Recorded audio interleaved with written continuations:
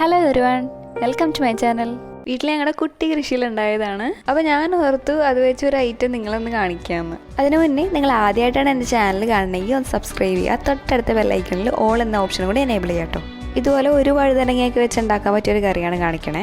കുറച്ച് പുളി എടുത്ത് വെച്ചിട്ടുണ്ട്, വാളംപുളിയാണിത്. പിന്നെ ഒരു 5 ചെറിയ ഉള്ളി ചെറുതായിട്ട് അരിഞ്ഞെടുത്തിട്ടുണ്ട്. ഒരു 3-4 കാന്താരി എടുത്തിട്ടുണ്ട്. പിന്നെ ഒരു വറ്റൽമുളക് എടുക്കുന്നുണ്ട്. എണ്ണ ചൂടാവുമ്പോഴേക്കും ഒരു 1/4 ടീസ്പൂൺ ഉലുവ ചേർക്കുകയാണ്. ഇനി അതിലേക്ക് ഒരു 1/2 ടീസ്പൂൺ കടുക് ചേർക്കുന്നുണ്ട്.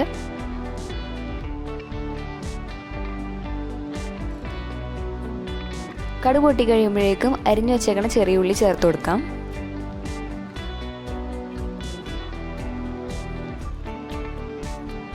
ഇനി അതിലേക്ക് നമ്മൾ എടുത്തു വെച്ചേക്കണ കാന്താരി മുളകാണ് ചേർക്കണത്.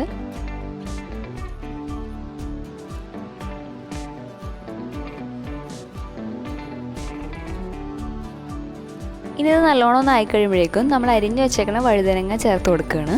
ഇത് അരിഞ്ഞിങ്ങനെ വെച്ചേക്കാൻ പറ്റത്തില്ല, കളർ മാറിപ്പോകും. അതുകൊണ്ട് തന്നെ വെള്ളത്തിലിട്ട് നല്ലോണം ഒന്ന് പിടിഞ്ഞെടുത്തേക്കണതാണ്. പാകത്തിന് ഉപ്പും കൂടി ചേർത്ത് യോജിപ്പിച്ചിട്ടുണ്ട്.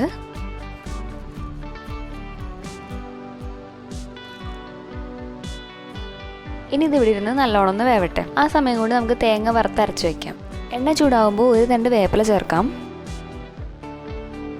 ഇനി നമ്മൾ അതിലേക്ക് ഒരു 1/2 കപ്പ് തേങ്ങ ചിരകിയതും കൂടി ചേർത്ത് കൊടുക്കുകയാണ്.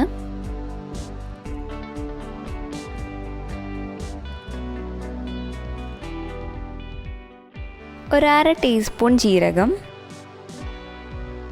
2 അല്ലി വെളുത്തുള്ളി. ഇത് നല്ലോണം ഒന്ന് ബ്രൗൺ ഷെയ്ഡ് ആവണ വരെ ഒന്ന് വറുത്തെടുക്കണം.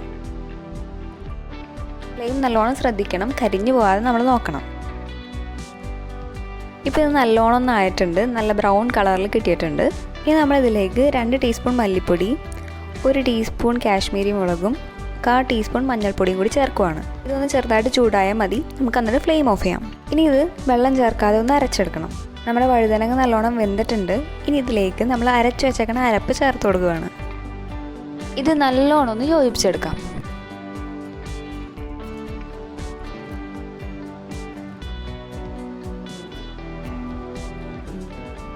എടുത്തു വെച്ചേക്കണ പുളിവെള്ളം കൂടി ചേർത്ത് കൊടുക്കുന്നുണ്ട്.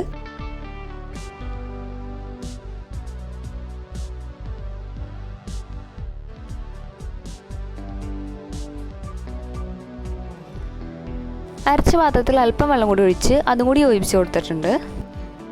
ഇനി ഇത് നല്ലോണം ഇരുന്നൊന്ന് തിളയ്ക്കണം.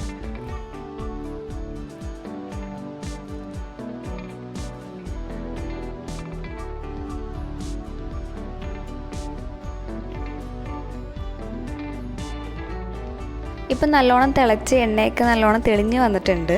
ഇതാണ് ഇതിൻ്റെ പാകം. ഇത്രേ ഉള്ളൂ, വളരെ എളുപ്പത്തിൽ ഉണ്ടാക്കാൻ പറ്റിയതിൽ. അപ്പോൾ ഇതൊന്ന് ട്രൈ ചെയ്ത് നോക്കുക എല്ലാവരും. ട്രൈ ചെയ്തിട്ട് നിങ്ങളുടെ അഭിപ്രായങ്ങളെല്ലാം കമൻറ്റ് ബോക്സിൽ പറയാം. അപ്പോൾ വീഡിയോ ഇഷ്ടമാവുകയാണെങ്കിൽ ഒന്ന് ലൈക്ക് ചെയ്യുക, ഷെയർ ചെയ്യുക. സബ്സ്ക്രൈബ് ചെയ്യാത്തവരുണ്ടെങ്കിൽ ഒന്ന് സബ്സ്ക്രൈബും കൂടി ചെയ്യാം കേട്ടോ.